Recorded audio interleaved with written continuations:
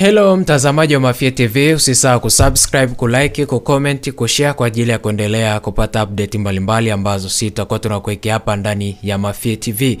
Bwana, tunakuletea taarifa kuhusiana na kikosi cha Simba ambacho kinajiandaa na msimu unaofuata 2025-26 baada ya kumaliza msimu wa 2024-25 bila kuwa na taji lolote.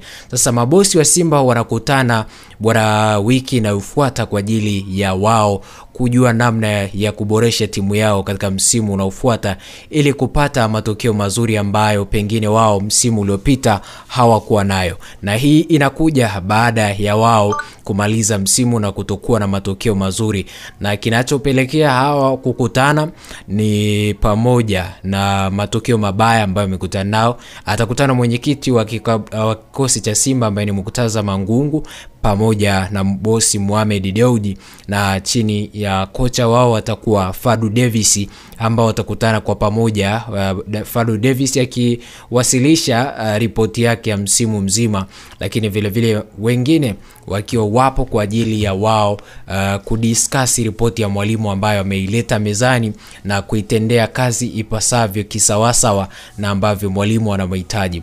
Mohamed Dewji anaitamani Simba kufanya makubwa zaidi katika msimu unaofuata, huku naye Muktaza Mangungu akiainisha kwamba ni kweli ulikuwa msimu mbaya ambao umemalizika kwao.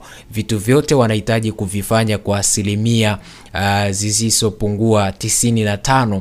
Hizo 5 zitabaki basi kwa mashabiki kwenda kutoa sapoti uwanjani. Je, hili linawezekana?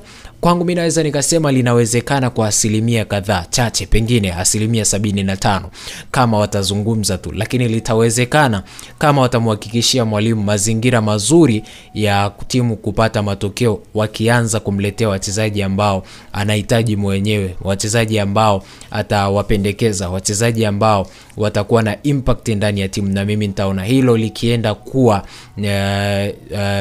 sababishi ama likienda kuwa ama ikienda kuwa nguzo muhimu kwa timu na kupata matokeo yale ambayo anahitaji. Endelea kusubscribe, kulike, kucomment, kushare kwa ajili ya kuendelea kupata update mbalimbali ambazo tutakuwa tunakuwekea hapa ndani ya Mafia TV.